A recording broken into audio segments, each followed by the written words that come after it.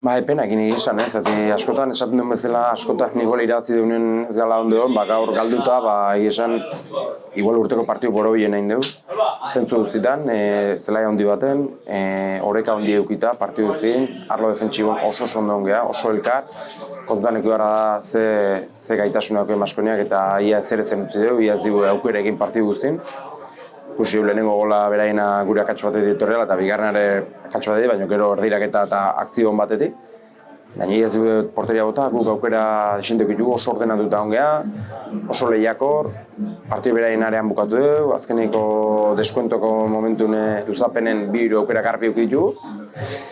Eta, pena horrekin batz, nahiz eta partidu nahi, puntu gero faltan botatzen dilagoz. Baina ekion da ikusita zelai nola jarri bertzan eurikin da, zelai da ondo eutxi diola, euraldei.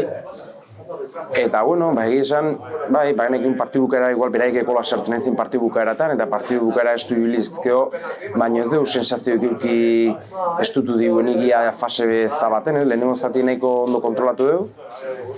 Pena gola sartuta urrengo akzioen berdindu diguela, eta nahiko kontrolatuta gendukela, alatxeen aldia jungea, eta esan dugu, berdin jarraitzen gendun, da alaxe izan da, bigarren zatin gaine esango nuke igual eroso bezala ongialare, arlo defentsioen, beraiek jaz ditu elako zirkulazioekin, eta zuzena basi jolasten, eta beraiek akzion baten gola etorri da, guk euki ditugu, baita ere, eta beraien areatik gertu gongea bigarren zatin, beraiek guretik baino, baina, pena horrekin goaz, sensazio honak, behartzitulako talde golako sensazioak, arlo partidu pixat borobil bat itekoa, baina emaitzak ez dola laguntzen da, dana ematen duzin dela ez.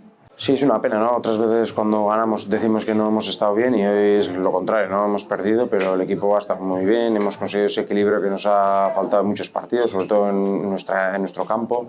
Hoy veníamos a un campo exigente, campo grande, un rival que te exige mucho, que venía de ganar en la Florida y ya hemos visto, prácticamente no nos han hecho ni una ocasión quitándola del segundo gol en todo el partido, el primero ha sido un regalo y hemos controlado el partido defensivamente con pocas distancias, el equipo está muy competitivo y te queda esa pena, ¿no?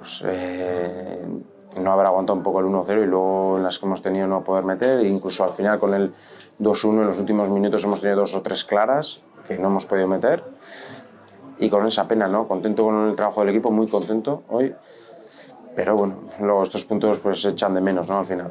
Sí, teníamos ahí 2 cambios para hacer y el partido estaba relativamente controlado. Estábamos buscando un poco más de energía arriba porque la gente de atrás estaba controlando bien el partido. Hemos estado muy anticipativos, muy juntitos, muy concentrados, muy comunicativos y sabíamos que el campo igual se iba a poner exigente y ellos que en minutos finales estaban haciendo daño últimamente y podían exigirnos, pero más lejos de eso, ¿no?